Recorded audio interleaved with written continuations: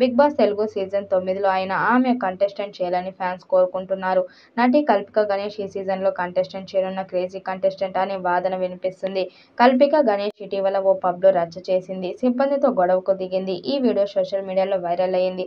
Publicity కోసమే కల్పిక ఇలా చేశారనే విమర్శలు వినిపించాయి. కల్పిక తనను సమర్థించుకున్నప్పటికీ కేసు నమోదు చేశారు పోలీసులు. ఆ కేసులో ఆమె విచారణ ఎదుర్కొంటుంది. ఈ ఒక్క సంఘటన కల్పికకు బిగ్ బాస్ షోలో ఆఫర్ తెచ్చిపెట్టిందట.